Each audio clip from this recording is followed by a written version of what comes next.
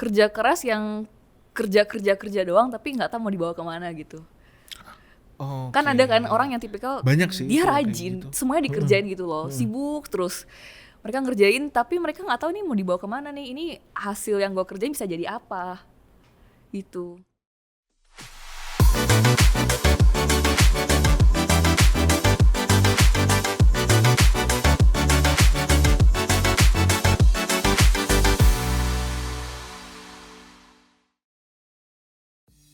Halo Sobat Bisnis, balik lagi di Pep Talk with Brenda Andrina. Nah, masih banyak pertanyaan-pertanyaan yang belum terjawab nih sama Brenda, dan kita akan lanjutin di episode kali ini. Tanya-tanya lagi sama Brenda dan ngobrol-ngobrol lagi. Dan kalau kemarin udah ngomongin tentang achievement ketika kita bekerja, pencapaiannya kayak gimana. Achievement pasti butuh kerja keras dong. Nah, kalau buat Brenda nih, kerja keras itu kayak gimana sih? Karena kalau dari postingan Brenda sendiri di Instagram nih, dari kontennya Brenda juga sebelumnya bilang kalau kerja keras itu belum tentu bisa bikin sukses. Masa iya udah kerja keras gak bikin sukses? Kayak gimana emangnya Brenda? Karena memang sering banget terjadi di sekeliling kita. Misal nih, orang di kantor udah kerja keras sampai lembur, tapi belum tentu dia dapetin posisi yang diinginkan. Atau misalkan kalau lagi PDKT, ngejar gebetan gitu, udah paling effort belum tentu terpilih juga kan.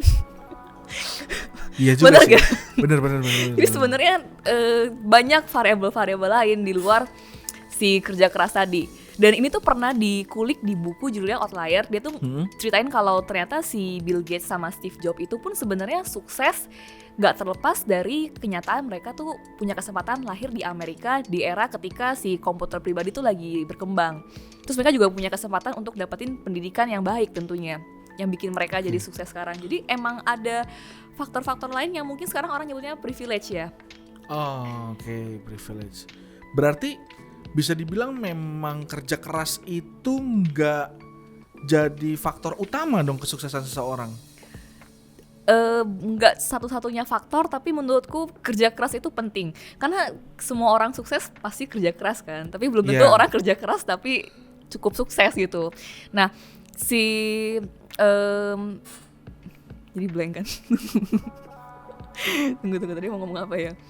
Jadi blank. Tadi kerja keras. Oke. Tapi bukan berarti kita nggak kerja keras juga.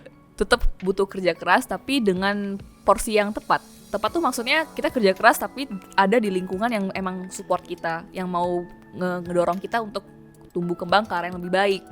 Terus juga menurutku untuk bisa sukses pun kita juga harus berani ambil resiko, berani berkorban untuk terus belajar. Jadi banyaklah hal-hal lain selain kerja keras doang. Berarti istilahnya kerja keras bukan jadi kunci ya, tapi hal lain yang mendukung kerja keras itu supaya bisa berhasil gitu kan. Nah, kalau kerja keras terus kemampuan, skill, let's say pinter dalam bidang yang kita jalanin itu nggak bisa menentukan, bisa jadi achievement lagi kan, salah tuh. Bisa jadi privilege itu ngebantu. Kalau menurut Brenda sendiri nih, privilege itu seberapa kuat sih ngedorong kesuksesan seorang? Menurutku privilege penting sih. Tapi biasanya yang salah kaprah itu orang nganggap privilege sekedar punya uang, punya kuasa. Yes. Padahal banyak banget, luas banget arti dari privilege itu. Kita bisa ada hari ini bikin konten bareng aja udah privilege kan. Iya benar. Teman-teman di rumah bisa nonton pun punya akses ke internet juga privilege kan. Nah, kalau ngomongin tentang privilege tadi ya, banyak orang yang kayak belum tersadar gitu ya mungkin ya dengan privilege yang dia miliki gitu. Terus gimana sih, maksudnya gimana bikin orang akhirnya tahu dan sadar dengan privilege yang mereka punya? Dari ngelihat sekeliling mereka. Dari kita ngaca masa nih. Itu bisa bikin dia sadar masa? Iya, misalkan dari kita bangun, kita ngaca, kita masih bisa beraktivitas, masih punya tubuh yang sehat, privilege.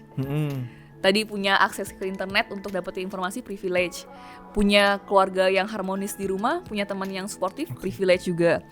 Bahkan menurutku privilege yang aku syukuri sekarang itu aku punya kesempatan buat explore. I mean sekarang di umur 25 kita nggak punya terlalu banyak tanggungan kan. Kita masih bisa coba ini itu, masih punya kesempatan buat gagal. Itu pun jadi privilege. Karena berkaca dari pengalamanku, aku ngeliat banyak orang-orang di luar sana yang mereka dilimpahi secara materi, tapi sebenarnya mereka juga nggak punya kebebasan buat ngelakuin hal yang mereka suka. Itu karena mereka nggak sadar atau karena mereka tidak memanfaatkannya dengan baik? Yang dari temen aku itu karena ngikutin maunya orang tua. Karena orang tuanya punya power, punya money, jadi mereka ngerasa anak gue harus ngikutin gue nih. Karena yang aku tahu ya, yang sepengalamanku juga, ketika millennials lah ya, generasi kita punya privilege, itu pilihannya cuma 2 nih. Antara dia nggak sadar dengan privilege yang dia punya privilege, punya orang tua yang punya jabatan kah atau apa segala macam, atau dia tidak bisa memanfaatkan privilege itu dengan baik. Jadi hasilnya ya dia jadi karyawan biasa aja gitu. Padahal ketika dia bisa memanfaatkan privilege itu, ketika dia sadar dia punya privilege itu, dia akan bisa lebih baik lagi. Walaupun sebenarnya kan balik lagi ke tadi, privilege itu jadi salah satu apa ya istilahnya ya, pendamping lah ya untuk membantu seseorang ketika mencapai kesuksesan tanpa harus kerja keras banget lah ya. Kalau menurut Mas Ganang nih, apa sih privilege yang paling besar yang dipunya sekarang? Yang mungkin sebenarnya banyak orang punya tapi nggak sadar. Balik lagi ke statement Kak Ganang tadi. Kalau aku sih lebih ke kalau ngomongin privilege sih lebih ke yang gimana aku memanfaatkan situasi, terus juga aku bisa tahu kondisi sekitarku gitu. Jadi privilege buat aku adalah aku bisa tahu dan bisa menempatkan diri sesuai dengan apa yang dibutuhin sama lingkungan aku. Jadi ketika misalkan ketika kerja lah ya, let's say kerja atau aktivitas harian kayak gitu, ya aku bisa punya privilege, aku tahu gimana aku harus berperilaku dan gimana aku harus bertindak. Lebih ke yang itu sih, lebih ke diriku sendiri sih. Berarti peka sama keadaan sekitar tuh privilege ya? Buat aku sih itu salah satu privilege, karena gak semua orang bisa peka dengan keadaan sekitar. Gak semua orang bisa sensitif, bisa ngerti. Yes, dan gak semua orang bisa memanfaatkan kesensitivitasannya itu untuk berkembang, untuk berkarir salah satunya juga gitu. Zaman sekarang sensitif tuh dicap negatif loh. Masa dikatain baper. Oh beda kalau sama baper. Lebih ke yang apa ya? Kalau sensitif tuh ngerti gitu. Oh ini cuman bercanda, oh ini serius. Oh ini dunia kerja, oh ini begini begitu gitu. Kalau baper kan lebih ke yang apa ya? Berlarut-larut dalam perasaannya. Kalau dia sedih terus-terusan gitu sih. Lebih ke arah sana. Nah, kalau tadi dibilangnya salah satu faktor dari kesuksesan selain kerja keras itu adalah ada salah satu privilege, ada faktor-faktor lain gitu ya. Brenda bilang. Nah, kerja keras ini sendiri nih. Kerja keras kalau versinya Brenda tuh yang kayak gimana sih yang bisa disebut sebagai kerja keras tapi nggak menghasilkan, nggak jadi suatu hal yang maksimal gitu, nggak yang menuju kesuksesan gitu. Kerja keras yang nggak maksimal. Iya, maksudnya kan tadi kan ketika nggak semua kerja keras bisa membuahkan hasil yang terbaik kan. Emang kerja keras yang kayak gimana sih yang bisa bikin hasilnya bisa bikin hasilnya jadi yang nggak terbaik gitu? Kerja keras yang kerja doang tapi nggak tahu mau dibawa kemana gitu. Kan ada kan orang yang tipikal banyak sih, dia rajin, semuanya dikerjain gitu loh, sibuk terus. Mereka ngerjain tapi mereka nggak tahu nih mau dibawa kemana nih. Ini hasil yang gue kerjain bisa jadi apa? Gitu. Berarti salah dong ketika ada orang yang rajin ngelakuin berbagai hal. Maksudnya dia ngerjain banyak hal tapi dia juga nggak tahu arahnya mau kemana. Bukan salah ya, kesannya ngejudgmental banget ya. Salah. Berarti harus ada yang diperbaiki gitu lah ya. Iya. Oke. Semangatnya udah bagus kerja keras, cuma strateginya mungkin. Berarti harus sadar juga nih, harus menyadari juga apa yang jadi. Balik lagi ke episode sebelumnya, achievement mungkin ya, apa yang jadi target di hidupnya juga gitu. Nah, ngomongin tentang kerja keras terus juga achievement, salah satunya yang harus dipunya seseorang juga percaya diri nih. Gimana sih kalau misalkan ada orang yang ternyata dia ngeraguin sama kepercayaan dirinya sendiri? Kalau buat Brenda tuh kayak gimana? Kalau aku ngelihatnya justru kalau kita ragu sama diri sendiri itu bukan hal yang negatif. Jadi aku ngerasa manusia tuh punya kecenderungan untuk bias sama opini sendiri. Apalagi kita tentu pasti kita lebih sering bergaul sama orang-orang yang sepemikiran sama kita dong, yang memvalidasi apa yang kita rasakan. Nah, justru ini bisa jadi celah ketika kita jadi ngerasa gue tahu kok ini, gue udah tahu kok. Jadi kita menutup diri sama pendapat orang lain. Menurutku tuh salah. Justru kita harus mempertanyakan apa yang udah kita yakini selama ini, apakah emang yang kita yakini benar. Siapa tahu yang kita tahu sekarang tuh masih terbatas, cuma seujung kuku doang dari fakta yang ada. Jadi menurutku percaya diri itu penting, tapi jangan sampai nggak ulang lagi. Jadi bukan berarti dengan keterbatasan tadi kita nggak tahu semuanya, kita jadi nggak mau proaktif untuk cari tahu. Menurutku kita kalau percaya diri tuh harus percaya diri yang rendah hati istilahnya. Maksudnya kita percaya sama potensi diri kita ke depannya bisa berkembang, tapi kita juga harus tetap humble untuk dengar pendapat dari orang lain. Oke, jadi penting untuk ketika kita percaya diri ya percaya sama potensi kita. Kalau kita tuh bisa mungkin hari ini kita nggak tahu, tapi mungkin ke depannya kita bisa tahu lebih banyak. Kita masih bisa berkembang gitu. Nah, kalau misalkan ada yang ngerasa nggak percaya sama kemampuan dirinya sendiri nih, at the moment dia ternyata ngerasa kalau apa yang dia percayain ini ternyata salah. Gimana cara ngatasinya kalau menurut Brenda? Justru menurutku sayang banget sih kalau misalkan kita kalau kita nggak percaya sama potensi diri. Itu artinya kita ngenutup possibilities yang ada nggak sih? Padahal kan manusia kan emang ada proses tumbuh kembang kan. Bayi aja baru lahir nggak mungkin bisa langsung jalan. Mereka pasti ngalamin proses nggak bisa apa-apa gitu. Nah, justru menurutku dengan kita sadar kita masih kurang, kita harus lebih proaktif untuk belajar, untuk dengar pendapat dari orang lain, untuk menguji keyakinan kita, apakah sama ini emang udah benar atau ternyata salah pendapat kita ini. Nah, aku senang kalau misalkan ketika aku flashback ke belakang setahun yang lalu, aku ngeliat kok aku ngerasa aku dulu tahun lalu kok bodoh banget gitu loh, kayak dulu kok aku bisa punya pemikiran yang salah gini. Justru ketika kita ngerasa kita kurang banget di masa lalu, itu artinya sekarang kita udah mulai berkembang, udah belajar banyak gitu. Itu prosesnya kayak gimana? Maksudnya gimana cara Brenda akhirnya menyadari apa yang salah di masa lalu dan kemudian akhirnya bisa memperbaiki masa depan? Bukan masa depan sih, lebih kayak memperbaiki apa yang ke depan harus Brenda jalanin kayak gitu. Menurutku dari belajar terus, dari dengerin pendapat orang lain. Kayak misalkan aku ngasih statement A, aku akan senang kalau misalkan ada orang yang mau mendebat statement itu dengan statement B misalkan. Aku suka orang yang ngasih perspektif yang beda, karena bisa saja aku salah gitu loh. Pernah gak sih ketika Brenda punya statement A, argumen A, terus teman punya argumen B, akhirnya ke distract nih, jadi ikut sama argumen teman yang B itu tadi gitu? Pernah. Apalagi kan kita seringnya pikiran kita ngebentuk stereotip sendiri gitu. Misalkan kayak tadi kita ngomongin soal privilege, kita selalu ngerasa orang kaya ini enak banget loh, yang penting punya duit, dia punya freedom untuk ngelakuin apa aja.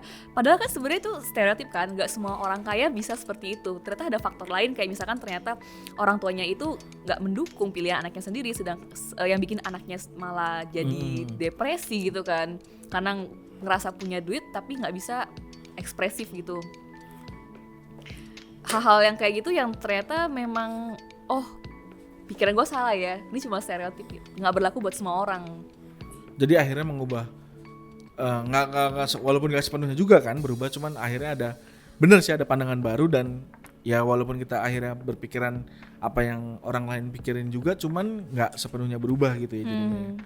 Nah, kalau ngomongin tentang privilege terus juga tentang masa depan gitu ya, ada satu topik juga nih yang lumayan menarik buat kita ulik juga, dan sobat bisnis juga pasti bakal tertarik juga nih, ngomongin tentang investasi. Kalau Brenda sendiri nih, kan tadi ngomongin tentang aset ya, masa depan aset udah punya gitu, investasi punya juga nggak Brenda? Punya juga. Penting nggak sih menurut Brenda investasi itu untuk usia sekarang terutama ya?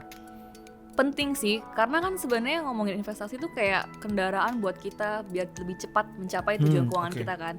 Nah, tapi investasi menurutku bukan segalanya yang paling penting. Kenapa gitu? Karena balik lagi ke kondisi dari individunya gimana. Kan Oke. nggak semua orang punya kondisi yang sama. Misalkan nih dari gaji yang diterima bulanan, orang kan mesti nyisihin buat kebutuhan sehari-hari. Habis kebutuhan sehari-hari, kalau misalkan dia punya utang, ya dia harus bayar cicilan utangnya. Apalagi cicilan yang ada bunganya. Terus apakah dia udah punya dana darurat? Apakah dia punya asuransi? Jangan sampai karena dilewatin step-step tadi, langsung investasi, malah ketika ada hal-hal negatif, misalkan jatuh sakit, mereka nggak punya asuransi buat cover, malah mereka harus ngarepin dari hasil investasi yang mungkin fluktuatif pada saat itu. Kan sayang banget kan. Nah menurutku kalau misalkan emang udah mapan maksudnya udah tercukupi yang tadi nih, udah buat kebutuhan udah bisa, buat bayar utang bisa, buat dana darurat ada, buat asuransi ada, ya investasi patut banget untuk dipertimbangkan. Nah untuk sampai ke step untuk bisa berinvestasi, kita juga bisa ngelakuin hal lain. Misalkan kita berusaha buat memperbesar source of income kita. Karena menurutku lebih penting untuk punya source of income yang besar daripada bisa berinvestasi. Kenapa begitu? Karena investasi itu kayak long term gain gitu loh. Jadi untuk ngarepin punya return yang cepat dan besar dalam waktu singkat tuh kayak lebih susah. Lebih realistis kalau kita ngegedein source of income kita. Dan sambil nunggu kita siap untuk investasi, yang paling penting ya kita belajar aset investasi apa sih. Jangan sampai ketika kita udah punya duit buat investasi tapi kita sendiri nggak punya pengetahuan yang cukup. Oke, berarti balik lagi dong ke pengetahuan sebelum kita mulai investasi nih. Nah, banyak kan ya elemen investasi yang bisa dicoba nih sama millennials terutama ya. Apa sih yang menurut Brenda paling jadi tren di anak muda di zaman sekarang? Tren kalau sekarang trennya cryptocurrency, saham. Arahnya kripto sama saham ya? Iya, karena anak muda mungkin ya jiwanya masih bergejolak, jadi pengennya yang cepat. Nah, kalau tadi ngomongin tren, kalau aku bilang kan ketika tren Brenda langsung bilang cryptocurrency sama saham. Arahnya kan berarti ikut-ikutan ya, padahal sebenarnya kan investasi itu bisa dibilang nggak boleh ikut-ikutan. Kayak tadi harus punya pengetahuan yang cukup tentang itu, tentang elemen yang investasi yang mau kita coba, baru kita masuk di sana, baru kita ikutan investasi di sana. Nah, kalau Brenda sendiri gimana nih? Setuju nggak sama pendapat yang milenial sekarang tuh jatuhnya jadi kayak malah ikut-ikutan tren investasi gitu? Kita boleh termotivasi ngelihat orang lain yang cuan gede dari investasi itu. Termotivasi ya, bukan ikut-ikutan ya. Boleh ikut kalau emang udah ngerti. Dan sebenarnya itu balik lagi sih ke tujuan finansial kita apa. Kan tiap orang punya tujuan yang beda-beda kan, dimana time frame-nya pun beda. Kalau misalkan kita punya time frame tujuan yang pendek, misalkan setahun 2 tahun, ya lebih cocok kita investasi di aset-aset yang lebih konservatif, nggak seagresif saham dan cryptocurrency tadi. Kalau misalkan kita punya tujuan yang lebih panjang, 3-5 tahun ke depan, mungkin ya boleh aja kita naikin tingkat portfolio kita untuk aset-aset yang agresif. Dan sebenarnya ngomongin aset kan banyak banget ya, nggak cuma saham dan cryptocurrency, ada juga si P2P lending, ada juga reksadana, ada juga obligasi, properti. Jadi itu sebenarnya balik lagi sama kita lebih suka yang mana sih, kita lebih paham yang mana. Berarti memang intinya ya lebih dicari tahu dulu lah ya, kalau apalagi milenials ya. Dan kalau misalkan udah ngerasa paham pun jangan mentang-mentang udah ngerasa bisa nih, gampang nih ternyata, terus tiba-tiba malah ngutang buat investasi. Banyak tuh kasus begitu tuh. Kemarin sempat ramai banget kan orang-orang pada ngutang buat investasi karena ngerasa utangnya dipinjol lagi. Iya. Terus yang di chat teman-temannya lagi. Kan sebel ya gitu ya. Karena kalaupun kita ngerasa udah jago, nih balik lagi ke bias yang tadi nih, kita ngerasa udah jago tapi balik lagi nggak ada orang yang 100% bisa ngerti kondisi market ke depan gimana. Bisa aja yang kita yakini benar, ini pasti naik nih harganya, besoknya ARB. Jadi banyak banget nih sebenarnya habit-habit baru yang muncul ketika millennials itu tadi nyobain investasi tapi mereka pengetahuannya minim, akhirnya ada yang pinjol lah, minjem duit di pinjaman online lah, ada yang kelilit utang lah, ada yang harus jual segala macam buat investasi, padahal kan bukan itu sebenarnya tujuannya, bukan itu fungsinya investasi itu sendiri. Nah, apa aja menurut Brendan yang harus diperhatiin ketika kita mau mulai berinvestasi selain pengetahuan yang cukup? Karena kan kalau yang namanya pengetahuan ya harusnya setiap orang tahu lah ya. Mempelajari dulu harusnya. Mempelajari dulu tahu gimana caranya investasi A, B, C, D, E. Selain pengetahuan yang cukup, apa sih emang modal yang perlu diperhatiin untuk mulai investasi? Profil resiko, apakah kita masuk ke investor yang konservatif atau yang agresif? Kan nggak, walaupun dia misalkan dia punya uang yang cukup untuk investasi di aset agresif kayak kripto dan saham, tapi kalau misalkan dia sendiri punya pengennya ketenangan batin, nggak sanggup ngelihat harga yang fluktuatif, ya mending ya nggak usah gitu loh. Terus yang dilihat juga porsi aset kita punya seberapa sih buat diinvestasikan. Jangan sampai kayak tadi kita ngerasa kita hebat tapi kita malah ngambil porsi yang lebih dari kemampuan kita. Dan duit gaji jadi dihabisin semua buat investasi ya, jadi bingung juga nih. Nah, emang harus disediain porsi-porsinya ya. Itu dia, harus punya pengetahuan juga tentang pembagian dari manajemen finansial pribadi kita sendiri gitu. Jadi sebelum investasi, sobat bisnis juga harus tahu seberapa nih yang harus diinvestasiin. Punya pondasi keuangan yang baik dulu, gimana kita bisa manage pengeluaran kita, pemasukan kita.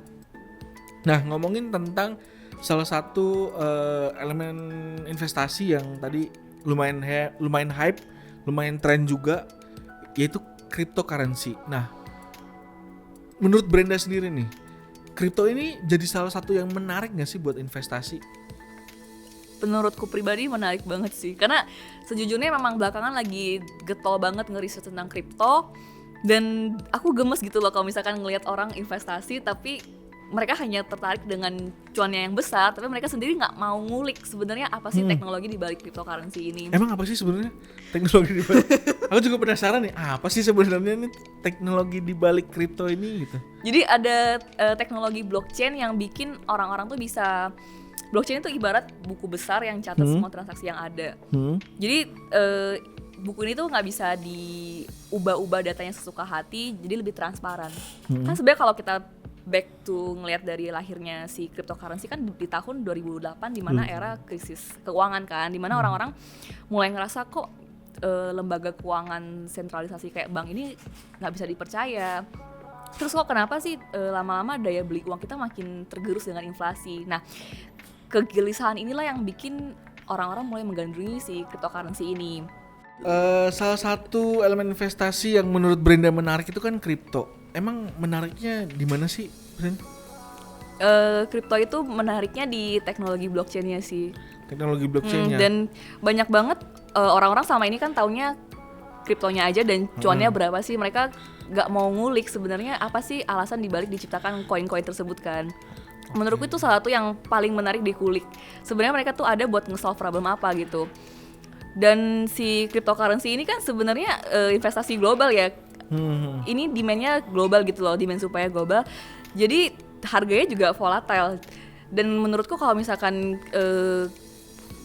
kurang punya basic knowledge yang tepat untuk mau invest tanpa proaktif untuk nyari tahu, ini bakalan jadi risky investment banget sih. Oke, nah kalau pengalamannya Brenda sendiri nih, investasi di kripto kayak gimana sih, boleh diceritain juga dong? Aku anaknya demen nge-research ya, jadi biasanya orang taunya investasi di kripto itu beli koin dan hold doang. Nah ternyata kalau misalkan kita gali lebih lanjut di kripto itu, ekosistemnya luas banget. Jadi mereka juga punya fasilitas seperti si bank tradisional. Mereka juga punya ekosistem seperti keuangan tradisional yang kita jalani sekarang, yang kita sebutnya centralized finance. Mereka juga punya adanya saving, deposito, terus ada kayak P2P lending. Mereka juga ada asuransinya juga. Nah, jadi kalau gimana cara untuk dapat cuan di kripto itu nggak cuma sekedar kita beli koin, kita hold, kita jual lagi kalau udah naik, tapi kita juga bisa kembali stakingin atau depositoin koin yang kita beli untuk dapat return koin. Terus ada juga yang namanya gaming dengan kripto di kripto. Jadi kalau kita main game kita bisa dapetin tokennya itu juga ada value-nya, ada nilainya. Ada juga kayak ICO, ya semacam IPO-nya saham gitu. Dan ada juga kayak trading futures. Jadi sebenarnya ekosistemnya luas banget di kripto itu. ada levelnya lah, ada yang less konservatif, ada yang sampai yang agresif. Oke, berarti Brenda udah nge-explore banyak nih. Udah sejauh mana Brenda nge-explore dari kripto itu sendiri? Sejauh banget. Maksudnya Agak udah gampang hampir semua dicoba pertanyaannya. gitu maksudnya. Oh, iya, anaknya emang demen ngulik kayak nyobain games barunya apa. Kenapa sih ini? Dicoba juga itu udah Coba, dicoba juga. coba. Fitur-fiturnya maksudnya kayak tadi bisa buat deposito segala macam itu juga dicoba. Jadi yang games tuh menarik. Jadi selain kita main games, kita juga bisa istilahnya menyewakan aset yang kita punya di games. Itu istilah Oke. kita staking aset kita nanti untuk dapat generate reward coin juga. Terus juga kalau di crypto itu gamesnya itu karena mereka pakai sistem blockchain, mereka bisa mindahin sebagian data ke user lain. Jadi misalkan nih aku punya tameng perisai pedang, aku mau kirimin ke kamu, bisa juga. Oh gitu. Ya kayak main game biasa ya jatuhnya ya. Nah kalau di game sekarang mungkin ada yang bisa tukar-tukar senjata. Kalau di crypto itu mereka bahkan bisa ada fitur cross platform. Itu kayak gimana kalau Jadi misalkan outfit yang aku pakai di games A ini nggak cuma bisa dipakai di games A, tapi bisa dipakai di games B juga. Oke. Kedepannya bakalan ada fitur-fitur kayak gitu karena mereka pakai sistem blockchain tadi kan untuk mempermudahkan mindahin data. Selain games, fitur-fitur apa aja yang pernah dicoba Brenda dari kripto itu sendiri? Hampir semuanya sih, kayak futures trading, kita nge-long nge-short koinnya, terus dari ikut ICO, initial coin offering, kayak saham juga, terus jadi liquidity provider, kita nge-staking aset kita di liquidity pool mereka untuk generate return lagi. Dan itu semua bisa menghasilkan cuan sebenarnya. Dan sebenarnya bahkan cuannya tuh bisa lebih gede daripada kalau kita Sekedar pasang deposito di bank misalkan nih. Jadi sama-sama konsepnya deposito. Oke. Depositonya stable coin. Pada tahu nggak sih, aing ngomong stable coin terlalu jauh banget. Apa. Kayak takut. Jadi kalau biasa kita deposito di bank itu kan bunganya paling 4%, 5%, 6%. Tapi kalau di dunia kripto itu mereka deposito stable coin. Stable coin itu adalah koin yang di-peg dengan nilai misalkan US dollar. Jadi satu stable coin itu ya $1 US. Nah, itu kan sebenarnya biar nggak volatile kan. Harganya bakal segitu-gitu aja. Mereka ngedeposit si stable coin aja tuh bunganya bisa 12%. Oh, hanya dari depositnya aja 12%. Iya. Jadi kalau kita ngebandingin deposito di bank tradisional dengan deposito di banknya kripto, itu bunganya aja bisa jauh beda. Untuk aset yang paling konservatif si stablecoin tadi. Menarik nih. Boleh dicoba ya buat sobat bisnis yang belum pernah nyobain kripto, bisa dieksplor dulu mungkin ya, karena Brenda sendiri tadi eksplor banyak hal. Jadi nggak cuma sekedar tahu dasarnya doang gitu kan, cuma tahu kripto, mainin koinnya aja, tapi nggak tahu cara ngeksplornya. Nah, mending dieksplor dulu tuh kayak Brenda tadi. Nah, ngomongin tentang investasi juga, yang namanya investasi kan memanfaatkan dana yang nggak kepake ya Brenda ya. Setuju gak sih kalau investasi itu harus nunggu kaya dulu, at least punya pendapatan sekian juta dulu gitu? Kalau nunggu kaya nanti kelamaan kayanya kalau nggak investasi. Definisi kayanya juga beda-beda ya tiap orang ya. Bisa berbarengan sih. Kan biasa tuh orang suka menyarankan porsi alokasi budget kita 50, 30, 20. 50 buat kebutuhan, terus 30 buat keinginan, 20 buat investasi. Nah, sebenarnya kalau minimal juga balik lagi ke orang masing-masing kan. Iya. Tapi konsepnya makin besar yang dialokasi buat investasi ya makin bagus gitu loh. Untuk diputar lagi uangnya. Cara buat ningkatin alokasi buat investasi kan ada dua. Kalau nggak dari perbesar gaji kita ya mau nggak mau kita mesti cut budget kita dong buat kebutuhan. Kalau Mas Ganang sendiri punya tips and trick gak? Gimana supaya kita bisa ningkatin alokasi buat investasi? Kalau aku pribadi, pengalaman pribadi sih lebih ke yang kebutuhan dan keinginan sih di balancein. Jadi maksudnya ketika kita mau investasi tuh berarti kita harus ngorbanin apa yang jadi pengeluaran kita rutin bulanan gitu. Biasanya ada yang namanya kebutuhan, ada yang namanya keinginan. Nah, otomatis yang harus dikorbanin itu ya keinginannya dulu dong. Karena kan ya kebutuhan udah pasti tuh tiap bulan pengeluaran utama buat harian dan lain sebagainya, buat kebutuhan sehari-hari. Nah, kadang keinginan itu masih bisa di apa ya istilahnya ya, di selaraskan lagi. Jadi itu beneran keinginan karena emang kita pengen atau karena kita butuh atau cuman sekedar ya pengen punya aja barang misalkan gadget atau dan lain sebagainya. Itu sih yang lebih harus ditekan ketika kita mau membesarkan budget untuk investasi kayak gitu. Aku kan juga tipikal yang sebenarnya males nyatet budget kan. Tapi aku suka gini aku nih. malah nggak pernah nyatet. Tos dulu. Boro-boro nyatet. Jangan ditiru ya. Jadi suka males nyatet, tapi biasanya aku suka ngebayangin nih, misalkan aku pengen beli barang yang jadi keinginan aku. Tapi kan ini kan keinginan kan. Yeah. Kalau misalkan aku bisa saving dengan seharga barang ini, kira-kira ini bisa aku beliin Bisa buat apa apa? ya? Nah. Jadi harus dipikir nih opportunity cost-nya buat apa gitu. Yes, jadi ya itu tadi balik lagi ke lebih memprioritaskan buat kebutuhan aja dulu. Nanti keinginan bisa lah sambil dicicil atau gimana caranya lah nanti someday untuk ngebeli keinginan itu. Nah, ngomongin tentang investasi nih, di Instagramnya Brenda juga pernah ngebahas tentang jebakan psikologis investasi. Jebakan psikologis tuh banyak ya, banyak macamnya ya. Itu boleh ceritain Brenda kayak gimana sih? Iya, menurutku kadang ngerasain sendiri ya, kayak kadang kita udah punya alokasi duit nih buat investasi. Terus kita udah coba belajar nih cara investasi, ikut kelas, ikut seminar, baca-baca, tapi kok kadang ngerasa nggak puas sama hasil investasi sendiri. Kok kayaknya orang lain gampang, kok kayaknya kita susah gitu loh buat ngejalaninnya. Jadi jebakan psikologisnya lebih ke yang karena kita ngebandingin ya sama orang lain atau gimana? Dari mental kita sendiri. Oh. Jadi sebenarnya akar dari semua masalah kita adalah mental sendiri. Jadi kayak misalkan hal sesimpel kita ngerasa nggak puas aja tuh udah ngurangin performa kita. Jadi misalkan harga asetnya sama-sama naik nih. Misalkan kita sama-sama beli aset A. Terus harga aset A udah naik 20%. Terus Kak Mas Danang ini ya udahlah take profit aja lah, udah cukup. Sedangkan aku nih nggak puas-puas orangnya. 20% nggak berasa, pengen lebih. Bukannya untung naik, malah buntung. Iya. Iya.